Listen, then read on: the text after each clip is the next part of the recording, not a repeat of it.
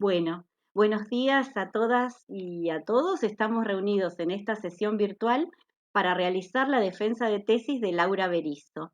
Hoy, martes 11 de octubre del año 2022 a las 11 horas.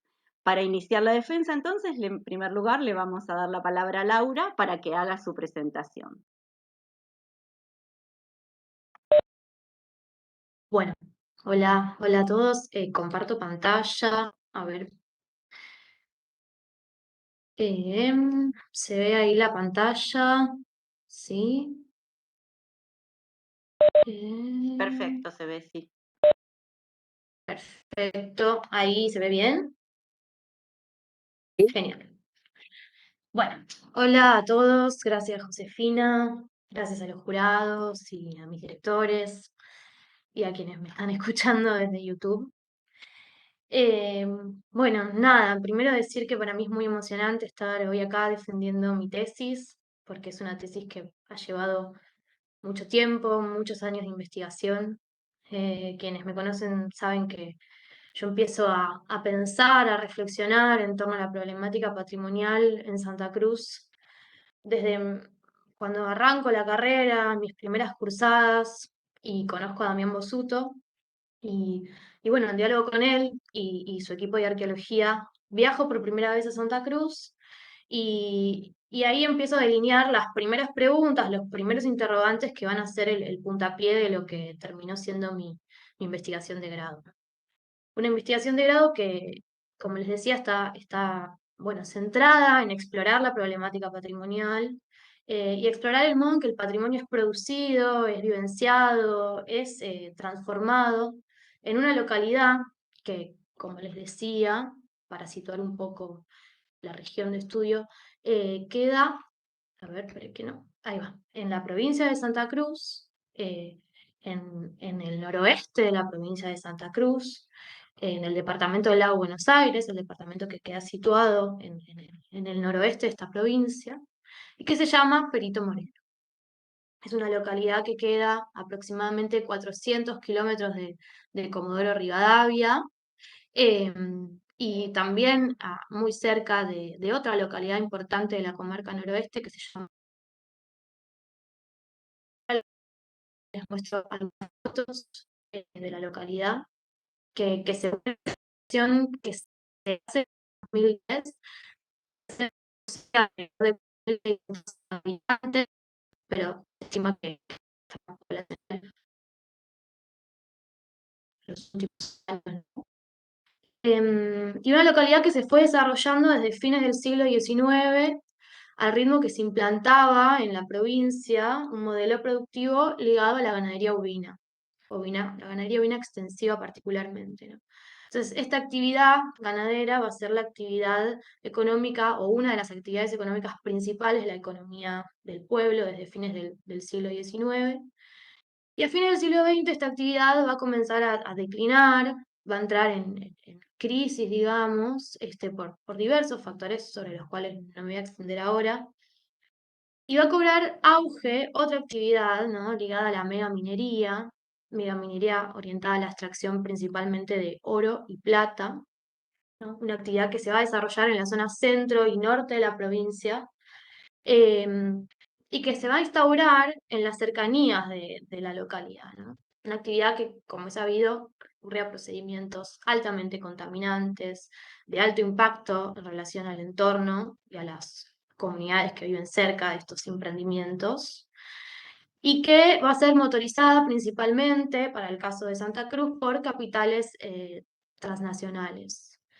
Eh, bueno, y el desarrollo de esta actividad megaminera en las cercanías de la localidad va a condicionar, bueno, un replanteamiento de las dinámicas sociales, políticas, económicas del pueblo, cuya vida va a empezar a gravitar en torno al desarrollo bueno, de esta actividad extractivista.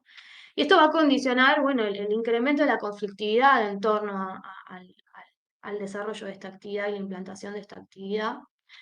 Y va a generar tensiones, va a generar conflictividades en la localidad, aspecto que es particularmente central en mi trabajo, por eso lo resalto.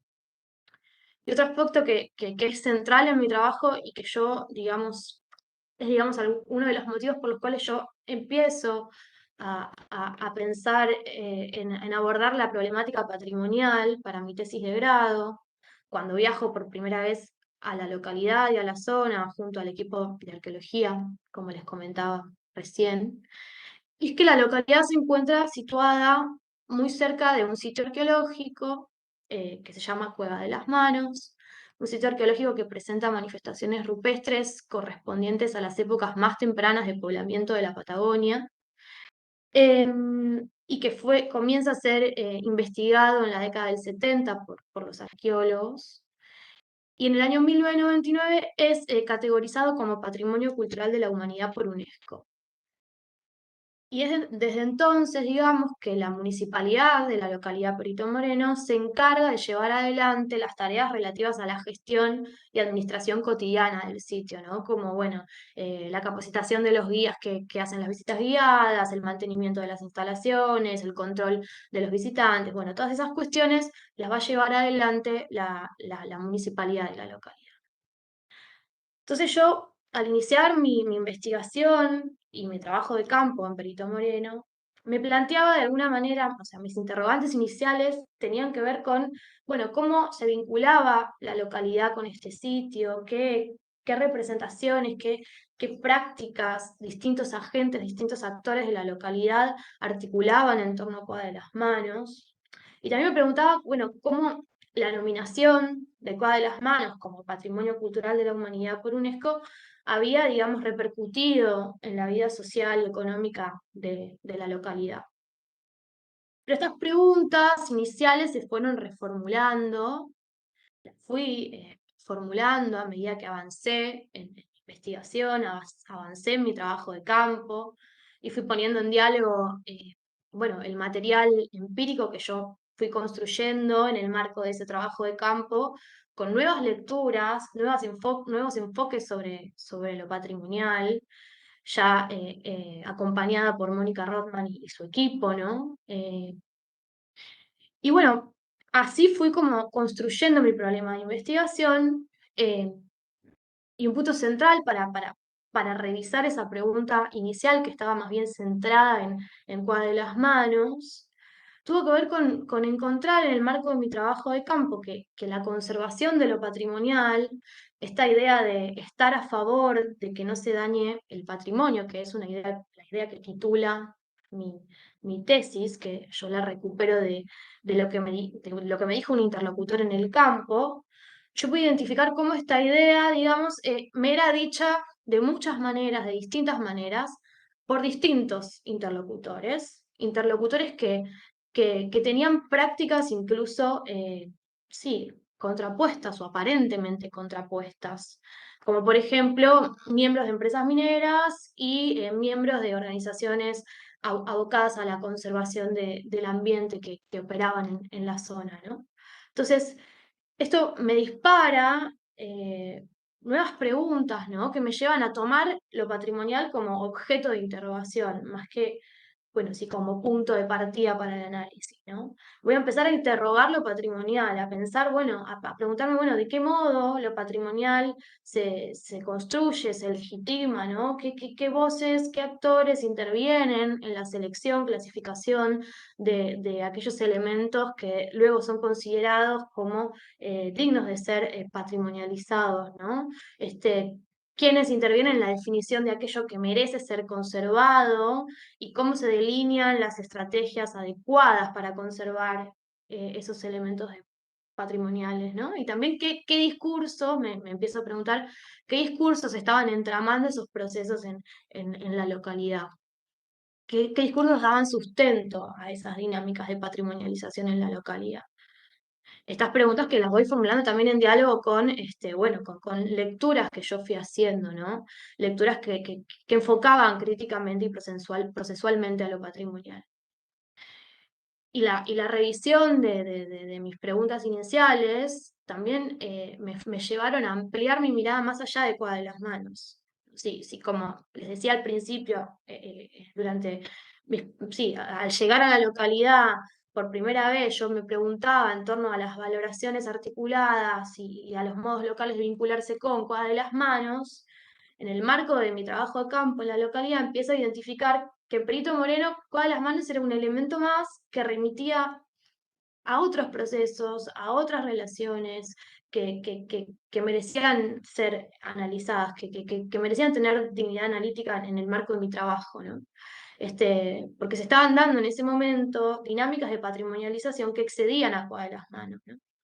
Entre ellas, la creación de un área protegida, denominada Parque Patagonia, en tierras aledañas a Perito Moreno, un área protegida que estaba siendo motorizada por una ONG de carácter filantrópico vinculada a Douglas Tompkins, que ahora más adelante les voy a pasar a caracterizar y contar mejor. Y por otro lado, identifico que también estaba teniendo lugar en la localidad un proceso de mucha relevancia para ciertos actores sociales, que era la creación y construcción de un museo de arqueología, denominado Carlos Gradín, en honor al primer investigador que hace los relevamientos sistemáticos en Cuadra de las Manos. Entonces, yo empiezo a desplazar mi mirada también hacia esos procesos que voy a incorporar en mi tesis, en mi análisis. Y bueno, ahora les voy a contar mejor cómo yo organizo mi análisis y cuáles son las líneas sobre las cuales yo voy a profundizar. Pero primero contarles un poco sobre, bueno, el enfoque teórico-metodológico que yo adopté. Como les decía, yo hice trabajo de campo en la localidad, ¿no?, durante los años 2017, 2018, 2019. Y en el marco de ese trabajo de campo, dialogué con funcionarios municipales, miembros y voluntarios de organizaciones no gubernamentales de la localidad, em, con directivos de empresas mineras, pobladores, trabajadores rurales de la zona. Y también realicé observación participante en eventos relevantes de la vida social. Particularmente para mi análisis recupero el evento por el cual se inaugura el Museo de Arqueología Carlos Gradín, eh, que se hace a fines del año 2018, y que yo analizo particularmente en el capítulo 5 de mi tesis. Respecto al enfoque teórico, bueno, decir que yo parto de entender al patrimonio como un proceso político, ¿no?, como una construcción, como un proceso de selección, clasificación, categorización, por el cual determinada porción de mundo, o sea, determinado elemento, determinado lugar, determinada materialidad, pasa a ser valorada como digna de patrimonializarse y conservarse como patrimonio, ¿no?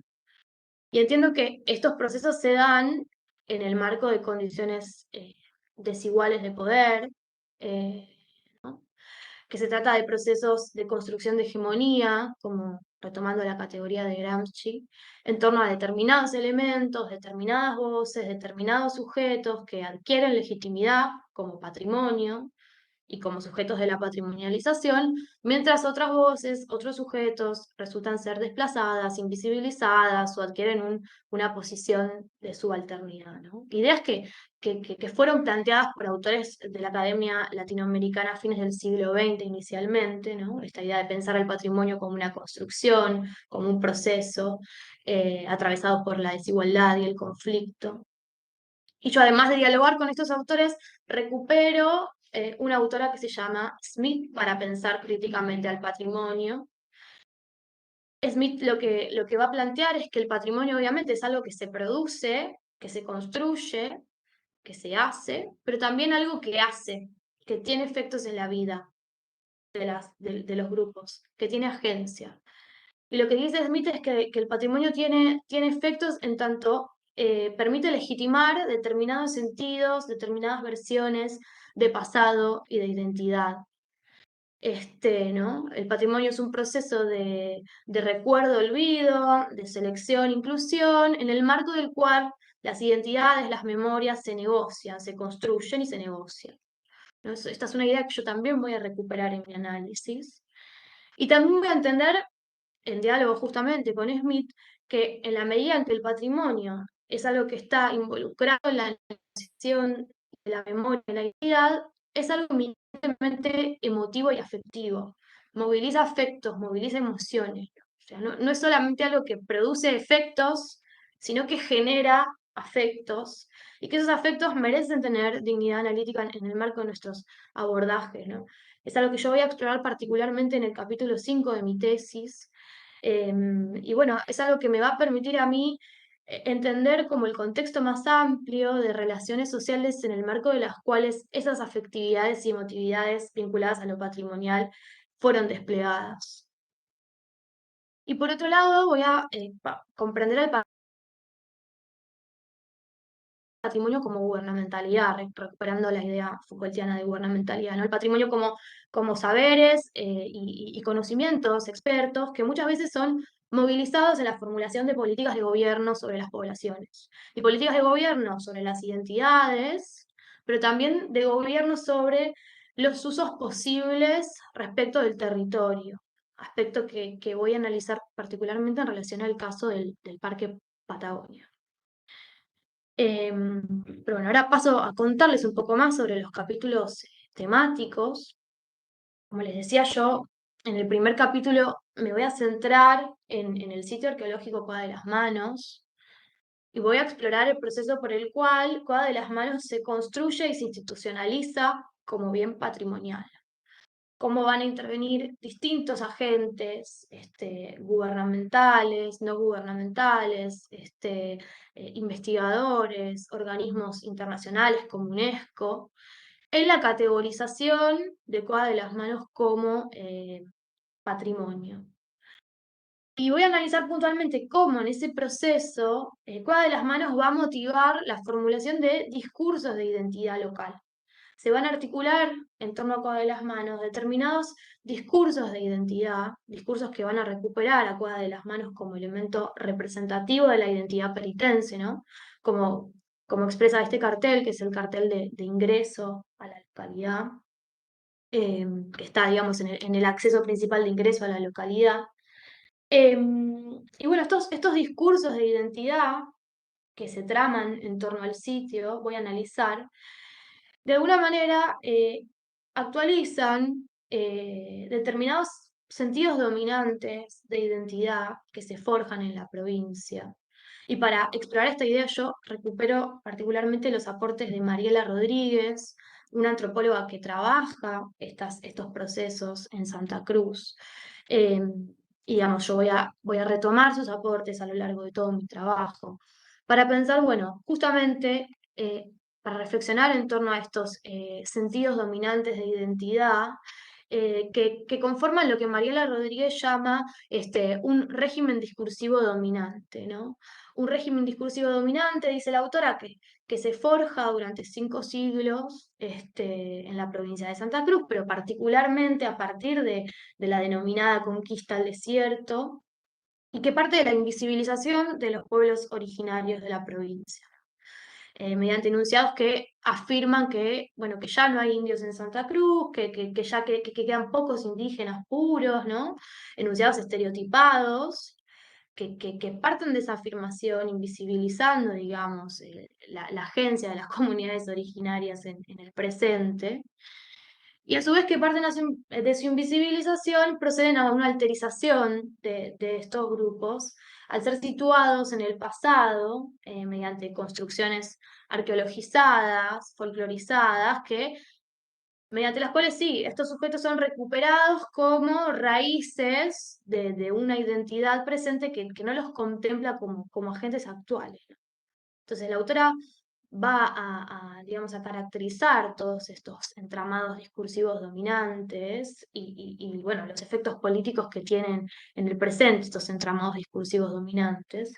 Y yo, recuperando los planteos de la autora, voy a pensar en qué medida, bueno, estos discursos se van a actualizar en la recuperación identitaria de Cueva de las Manos como, bueno, sí, emblema del nosotros peritense. Y también voy a analizar cómo Cueva de las Manos no solamente genera adhesiones identitarias o discursos identitarios, sino cómo Cueva de las Manos es promovido como un atractivo turístico principal de la comarca noroeste y de la localidad. Luego en el capítulo temático número 2, que corresponde más bien al capítulo 4 de mi tesis, voy a analizar, como les comentaba, el proceso de creación y ampliación del Parque Patagonia. Un parque que fue motorizado por una ONG filantrópica, conservacionista, vinculada al empresario y filántropo Douglas Tompkins, eh, una ONG argentina, pero que se crea a instancias globales, que va a enmarcar sus prácticas en categorías como la de filantropía, ecodesarrollo, emprendedurismo, ¿no? Todas categorías que adquieren auge a fines del siglo XX como parte del lenguaje internacional para pensar la problemática ambiental. Y es de estas categorías que la ONG va a intervenir en lo que ellos llaman la restauración de naturaleza, ¿no? La actividad de restaurar la naturaleza, ¿no? Entendida como una actividad orientada a recomponer, restaurar justamente la vida silvestre, los ambientes, de modo de volverlos a un supuesto estado auténtico, prístino, original. Y con ese propósito van a trabajar en la creación de áreas naturales protegidas. Particularmente van a intervenir en el noroeste de la provincia de Santa Cruz desde el año 2012 aproximadamente, creando el Parque Patagonia. Para eso van a comprar, adquirir estancias y campos privados. Los van a adquirir mediante capitales donados por filántropos internacionales. Y esos campos y esas estancias van a pasar a integrar la base territorial del denominado Parque Patagonia, que es esto que vemos acá sombreado en verde. Entre las estancias que adquiere esta organización, en el año 2015 adquieren la estancia donde se encuentra situado el sitio arqueológico Cueva de las Manos, lo cual va a generar particular controversia en la localidad, dado que, bueno, la municipalidad, como les contaba, venía llevando históricamente adelante las tareas de mantenimiento, gestión de este sitio, ¿no? Y además, otro de los propósitos de esta organización filantrópica va a ser anexar el Parque Patagonia que apuntan a ampliar del lado argentino, con el Parque Patagonia que una organización filantrópica similar, también vinculada a Douglas Tompkins, estaba bueno, llevando adelante, territorializando del lado de Chile, ¿no? Del lado chileno. Por eso esta idea de un circuito turístico de carácter binacional. Apuntan a construir un circuito turístico de carácter binacional. Eh, bueno, lo que yo analizo en este capítulo es que, bueno, precisamente en el marco de mi trabajo de campo, yo encuentro que este proceso de creación de este área protegida estaba siendo motivo de controversia en la localidad. Estaba generando, bueno, disputa, eh, tensiones, pero también alianzas, ¿no? Muchos agentes sujetos reconocían estar a favor o veían favorablemente la creación de este parque, manifestaban querer parque, ¿no? Como dice este graffiti que yo encuentro que está presente en distintos puntos de la localidad por entonces. Pero había otros sujetos, otros agentes que estaban, digamos, que no veían favorablemente la iniciativa de esta organización. Eh, y entonces yo lo que hago en este capítulo es presentar determinados ejes en torno a los cuales yo voy a identificar que se articulan estos consensos y disensos, estas líneas de unión y de ruptura en torno a la creación y la patrimonialización del Parque Patagonia. En primer lugar voy a plantear, bueno, en qué medida esta controversia se va a articular al nivel de las brechas planteadas entre un conocimiento más bien experto, científico, técnico sobre la naturaleza y el territorio, cuestión encarnada por la figura de los filántropos, y un conocimiento no experto, no autorizado o lego, digamos, sobre esa naturaleza y el territorio, encarnado por los trabajadores rurales y los productores ganaderos que se estaban viendo desplazados por el proceso de territorialización de este área protegida y que veían muy críticamente, muchos de ellos, el accionar de este organismo. Entonces analizo cómo en el marco de este proceso se van a poner en confrontación territorialidades disímiles y saberes y prácticas sobre el territorio y el espacio contrapuestas. Y también exploro como segundo nivel en qué medida este proceso va a poner en tensión dicotomías clásicas, como por ejemplo la que se plantea entre Estado y sociedad civil, al ser un organismo de la denominada sociedad civil, la que va a llevar adelante funciones tradicionalmente asumidas por el Estado, como ser la creación de áreas naturales protegidas, ¿no? Y cómo este organismo en su accionar también va a desafiar la tradicional topografía de poder estatal. Eh, y por otro lado también exploro cómo en este proceso el patrimonio cultural arqueológico se va a presentar como polarizadamente respecto del patrimonio natural y la conservación de lo natural, ¿no? Y cómo se van a plantear como categorías diferenciadas, categorías patrimoniales diferenciadas, en torno a las cuales distintos agentes patrimonialistas van a articular sus adhesiones en el marco de la patrimonialización del Parque Patagonia.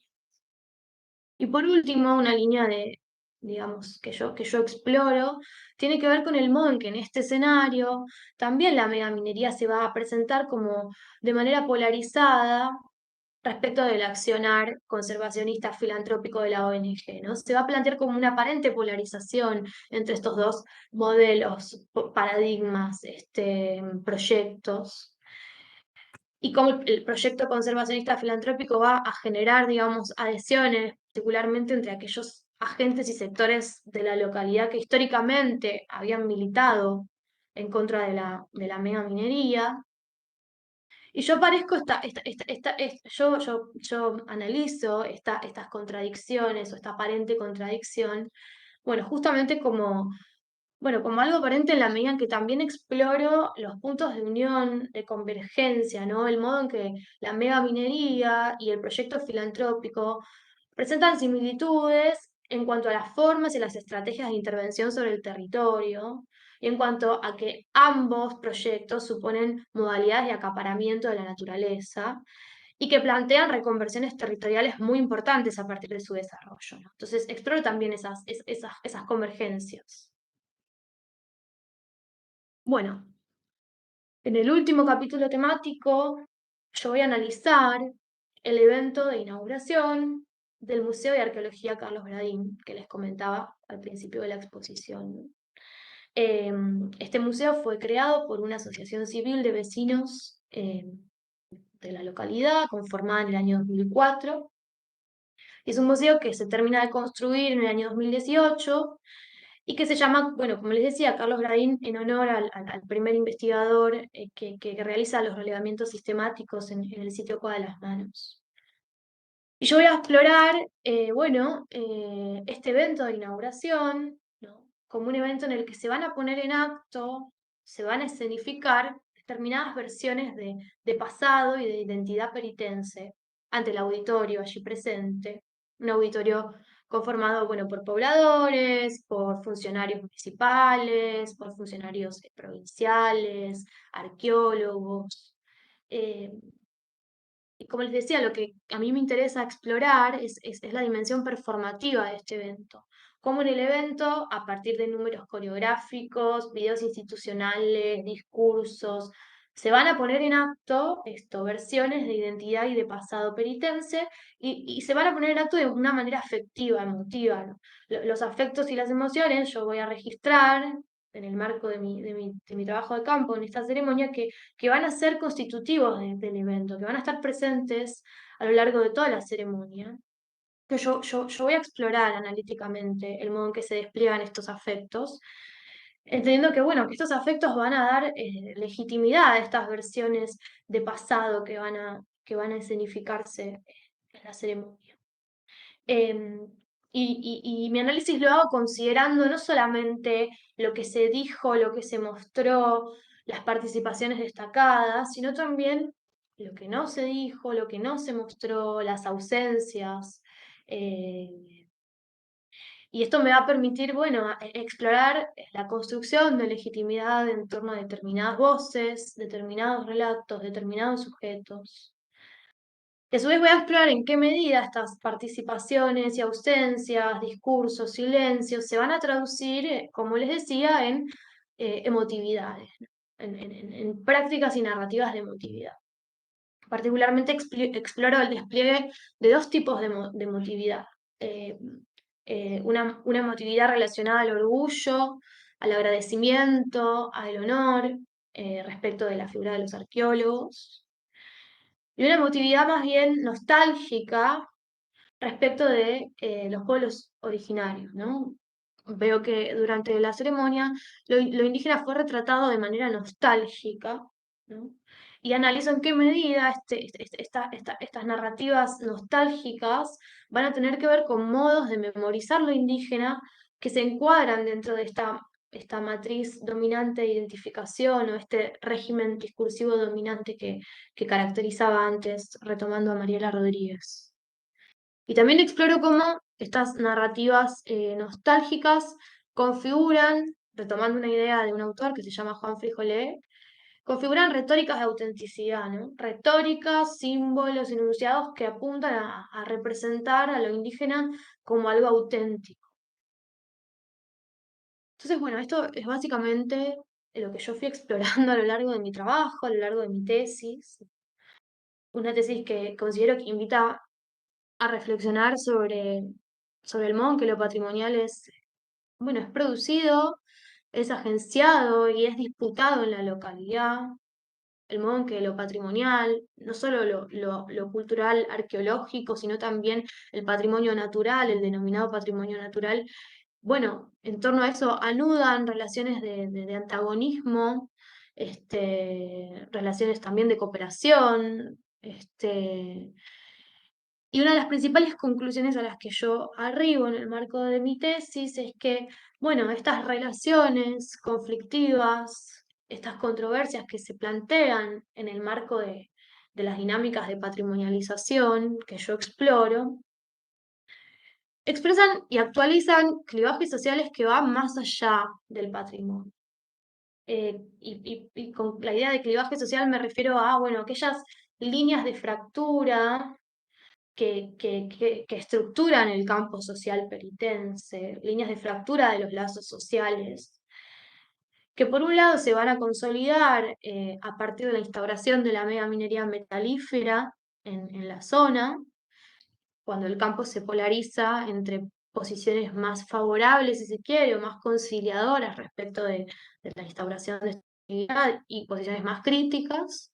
Y por otro lado, líneas de fractura que se encuadran dentro de esta matriz dominante de identificación, según la cual, bueno, se construyen identidades y también alteridades, ¿no? Se construye un nosotros, una identificación, pero también se trazan fronteras de alteridad, particularmente en relación a los pueblos originarios.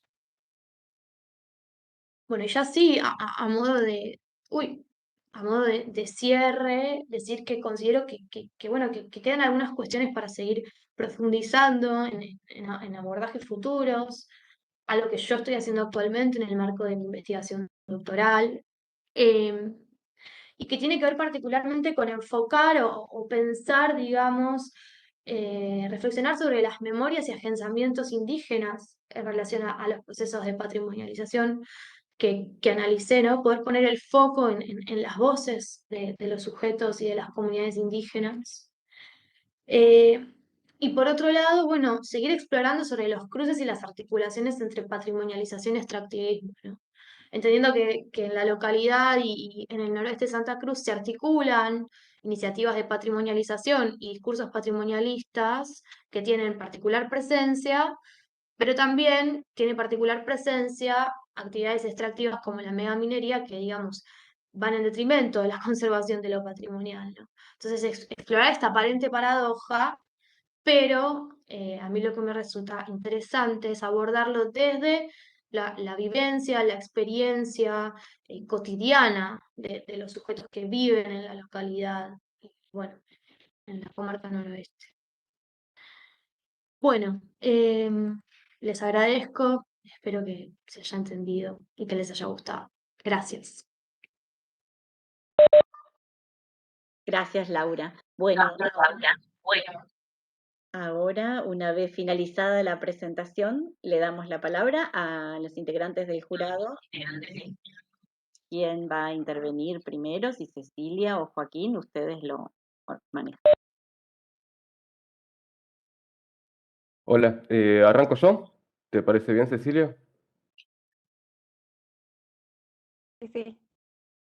Bueno, antes que nada, Laura, felicitarte, me gustó mucho la tesis. Quería hacer hincapié en la excelente articulación que hay a lo largo de toda la tesis entre lo que es la teoría con las etnografías. Por lo general, cuando uno lee, siempre suele haber una desconexión entre las cosas que uno propone y cómo se las lleva en la práctica, y realmente esa ida y vuelta que hay en la lectura de la etnografía a través de la teoría, la verdad que me pareció que era muy buena. Y después, o sea, quería preguntarte dos cosas. La primera es, que por ahí no me quedó tan claro en la lectura, es cuál es la visión que tienen Parque Patagonia con respecto a las cuevas de las manos dentro de este esquema de naturalización, digamos, que es natural, y vinculado a las comunidades indígenas. Si para Parque Patagonia, o sea, qué lugar están jugando los pueblos originarios ahí? Si forman parte de esa naturaleza o si son algo diferente. Y lo segundo era, como vi que vos pusiste, o sea, que querías en la tesis de doctorado abordar el tema de las voces aborígenes, también preguntarte si tenías pensado en evaluar a los arqueólogos como una voz un poco más fuerte y más participativa, en la medida en que también formamos parte de esta construcción del patrimonio. De hecho, definimos en cierta forma qué es lo que se está protegiendo y lo que no a partir de nuestras investigaciones, el valor que le damos. Si tenías pensado, o sea, profundizar un poco más, o sea, a los arqueólogos como actores activos.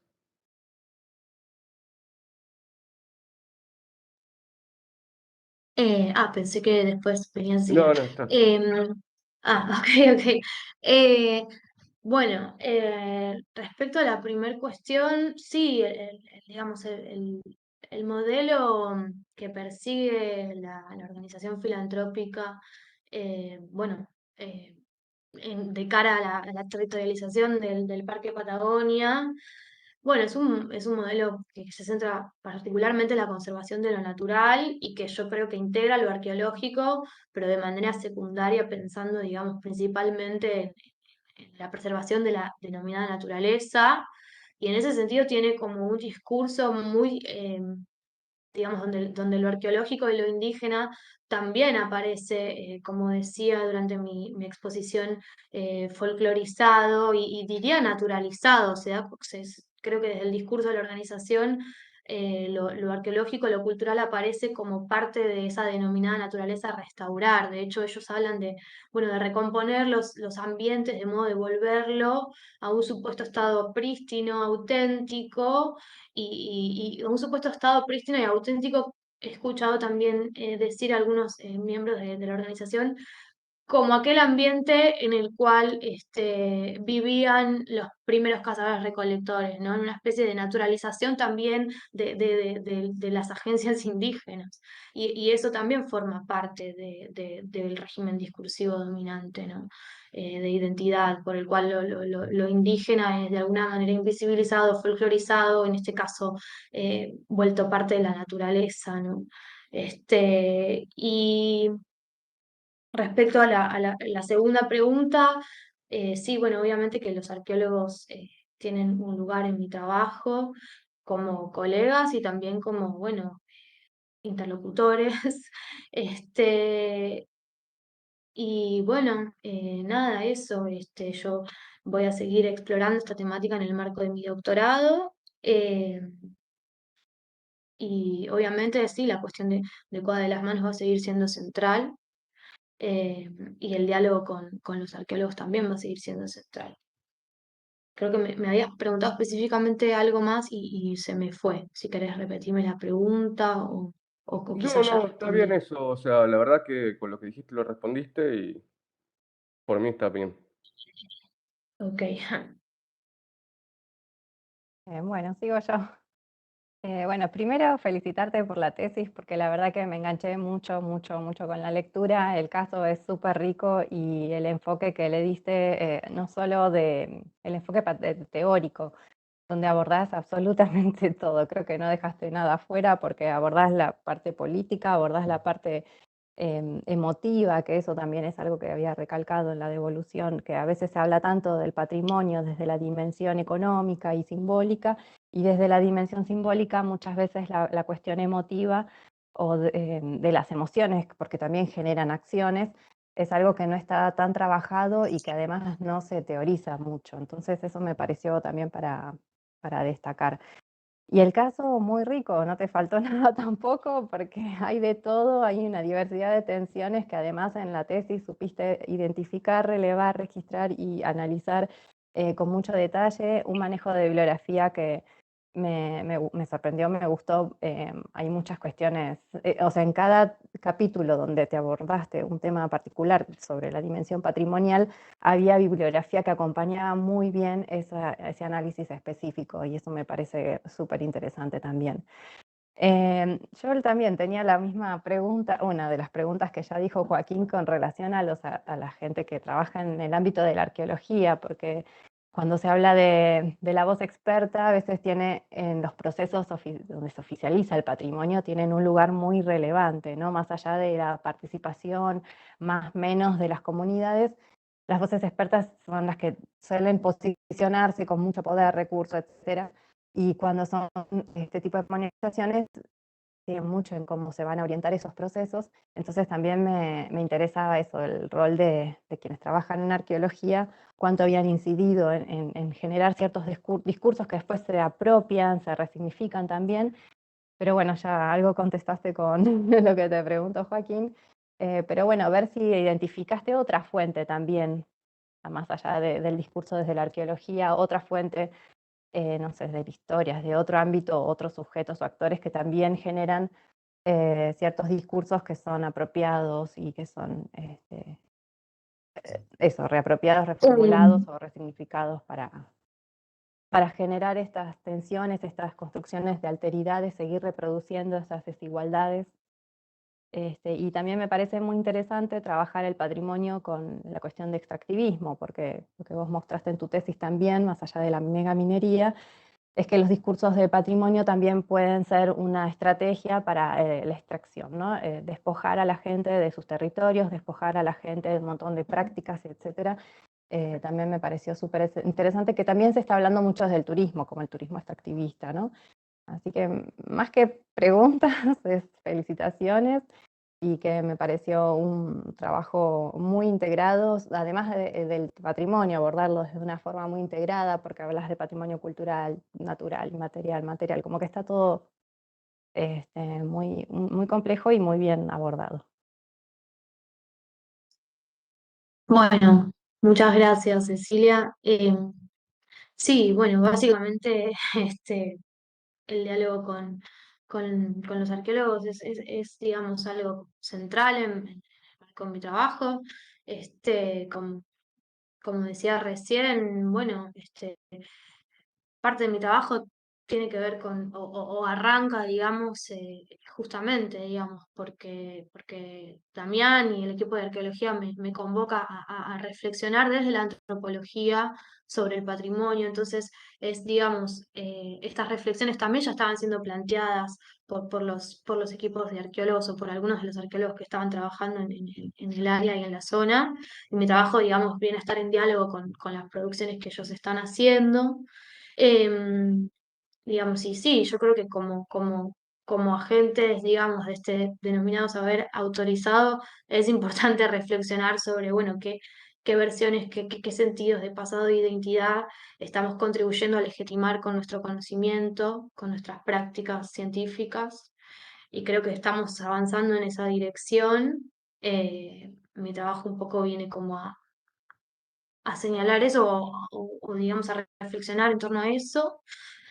Bueno, y no solamente, bueno, como decía, como creo que tanto agentes estatales como no gubernamentales, investigadores, digo, se entrelazan un montón de actores teniendo en cuenta esta pregunta que vos decías de qué otras voces o qué otros sujetos contribuyen a forjar estos discursos, bueno, creo que justamente la riqueza del caso tiene que ver con cómo se entrelazan en la localidad actores diversos, de lo más diversos, que contribuyen a forjar estos discursos y que hacen a la complejidad de los procesos patrimoniales que analicé, ¿no? Eso. Bueno, y gracias por las devoluciones Quería y una los cosita comentarios. más, Sí. si me dejan.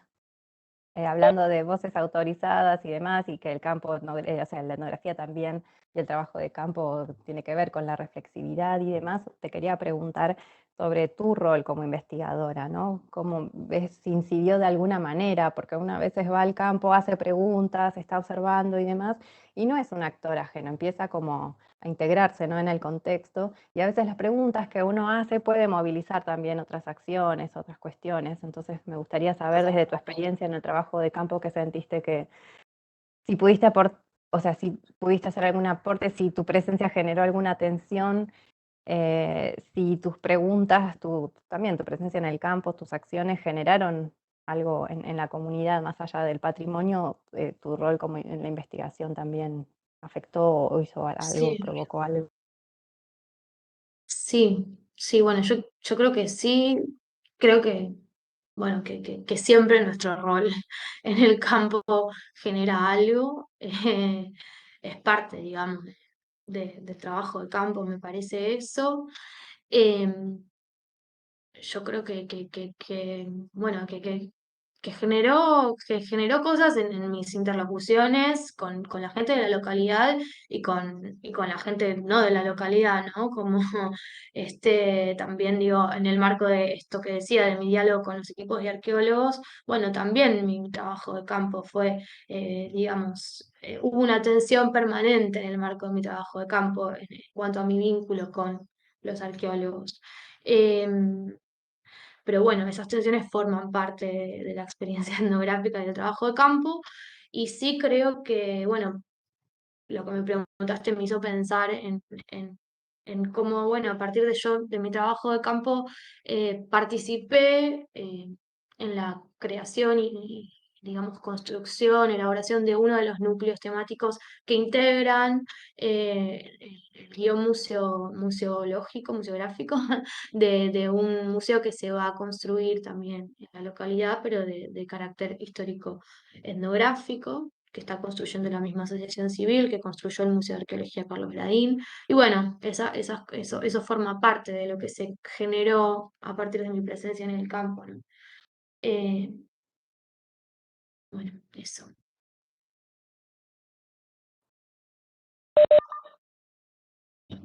Bueno, Gracias de nuevo.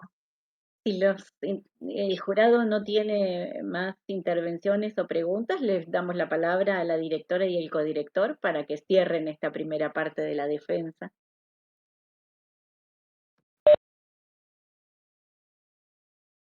Obviamente, yo la felicito a Laura porque ha hecho un trabajo magnífico, y creo que la tesis tiene hasta un nivel superior al que tiene una tesis de grado. Digo, por un lado. Por otro lado, me parece que es un buen inicio comenzar a eh, pensar estos temas, porque bueno, todo empieza con Cueva de las Manos y la arqueología y demás, pero me parece que es muy bueno empezar a tratar estos temas arqueológicos, entre comillas, desde la antropología social. Eso me parece que es un aporte eh, que obviamente sí ocasiona conflictos, porque quiero decir también, bueno, en la zona hay varios equipos de arqueólogos trabajando.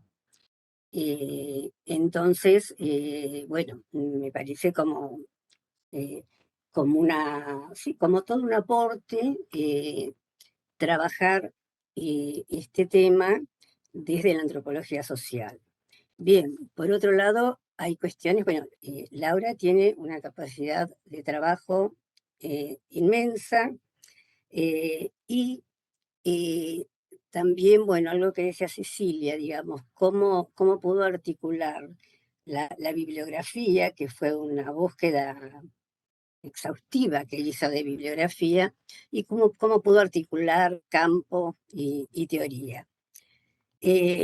Por otro lado, y yo creo que una vez en campo es como que eh, esto se ampliaba, empezaban no a surgir, digamos, Laura empieza a observar que hay una serie de aspectos que son importantes y que, si bien obviamente tienen que ver con el patrimonio, hay como otras cuestiones muy importantes, muy relevantes, como el tema de parques, bueno, que no se pudo explayar ahora mucho en la defensa, pero que en la tesis, en el texto, eso está claro.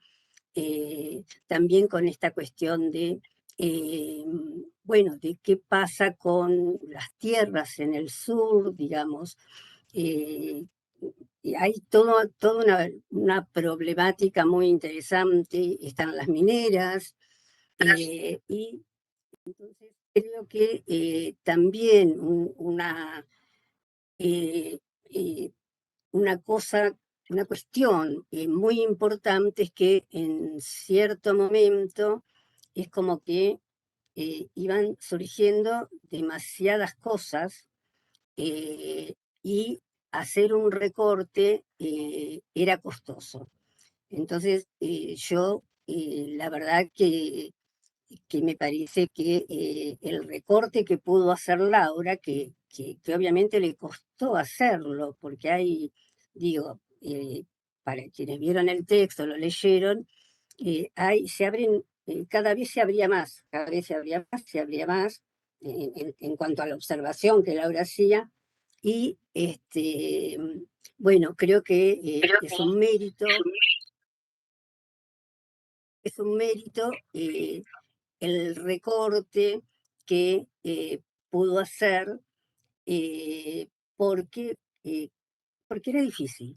Y tomó aspectos básicos y que hacen a la problemática patrimonial, pero entendiendo que en este caso, bueno, Cueva de las Manos, que es un sitio, digamos, arqueológico, entre comillas, este, fue, fue retomado desde una perspectiva de la antropología social.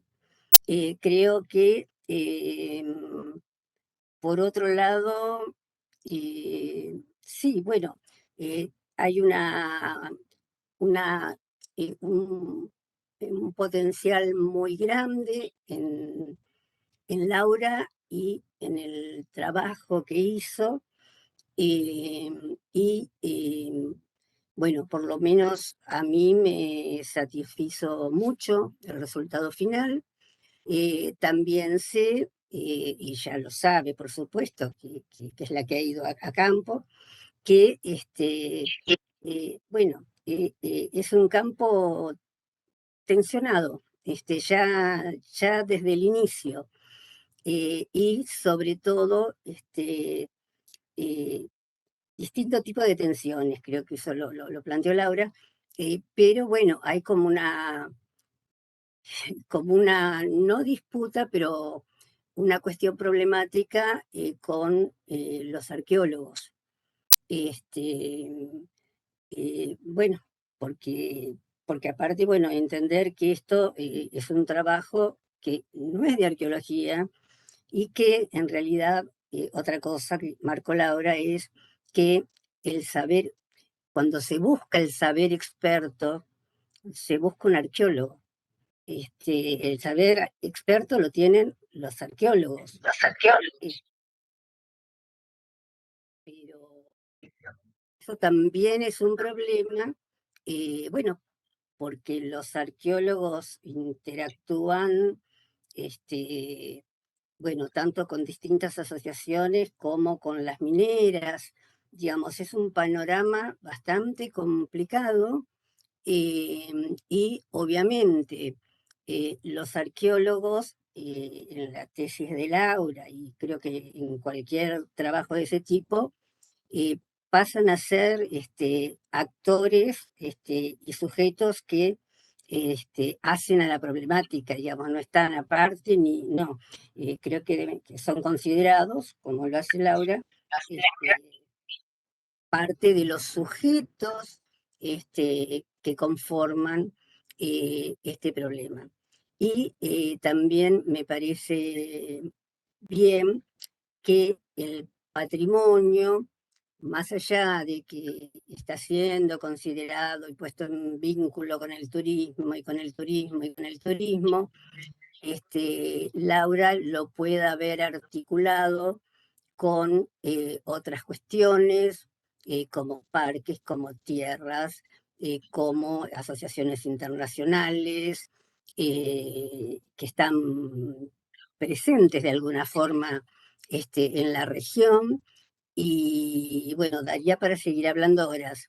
Pero bueno, la verdad que yo la felicito a Laura porque me parece que tiene un potencial enorme, que le costó arrancar, este, pero, pero bueno, una vez que arrancó, bien, y trabajó mucho. Laura trabajó mucho en esto y bueno, y yo estoy muy contenta de que haya podido ponerle un punto final a esta tesis de grado,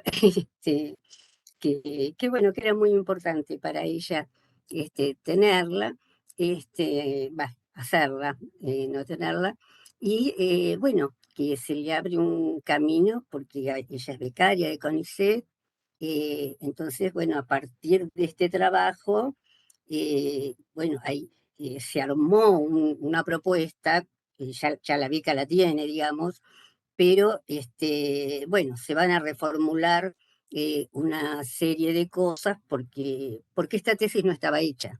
Este, y bueno, creo que el tema, nada, el tema del ambiente, el tema de la megaminería, el tema de quién tiene el saber experto, bueno, eh, eh, plantea una serie de cuestiones muy interesantes y de por sí es el campo, sí, el recorte para su trabajo y demás, es conflictivo y lo va a seguir siendo. Entonces, digo, la ida a campo, bueno, también tiene que ver con esto, ¿no? Que el conflicto que es conflictivo y toda esta articulación donde ella vincula patrimonio con distintas cuestiones y que las vincula bien y creo que se pudo hacer un recorte que funcionó y que entonces, bueno, todo se articula y tiene sentido. Bueno, nada más, puedo seguir hablando ahora, pero ya basta. Felicitaciones, Laura. Gracias. Bueno, me toca el cierre del cierre. Además de estar de acuerdo con lo que ya dijeron y felicitarte, Laura, acerca de lo bien articulado que está el trabajo, cómo lo fuiste trabajando, cómo lo fuiste cerrando de a poco, y en eso me suma lo que decía Mónica acerca del recorte que tuviste que hacer en varios momentos, no en uno solo. Lo que quería agregar, aparte de lo que ya se dijo, es la cuestión de todo el proceso de trabajo que fuiste haciendo. Como bien decías vos en la defensa, desde que empezaste a pensar en el problema, a identificarlo, cómo fuiste modificando también tu forma de verlo en distintos momentos, y eso me parece que te lleva a poder, justamente ahora, y como decía también recién Mónica, identificar otros problemas, otras facetas del mismo problema, si se quiere, y poder seguir trabajándolo. Y un poco a eso me refiero también con lo del proceso de trabajo que venís haciendo, y que este es un punto importante, un hito importante al que tenías que llegar, pero que el trabajo ese continúa. Que hacía falta esto, es cierto, y que sirve poder repensar el trabajo tanto tuyo como desde mi punto de vista como arqueólogo, desde los arqueólogos. Y, y me parece que un poco retomando la consulta que te hacían los jurados con respecto a esa interlocución entre arqueología y antropología, me parece que también tu rol como investigadora situada en el lugar también hace que necesariamente nosotros vayamos reformulando y que vayamos a seguir reformulando esa forma de trabajo. Y me parece que el aporte más grande, además en lo tuyo particular y el hito del que hablaba, es ese. Es la posibilidad de generar ese cambio y en ese sentido, de la misma forma que nosotros estamos metidos en eso, vos también. Y vos también generás cambios. Todos estamos generando cambios y todos tenemos la posibilidad de modificar esas cosas. La cuestión es por ahí pararnos en distintos momentos a analizarlo, a discutirlo, a ver qué otras formas posibles hay de encarar ese mismo problema.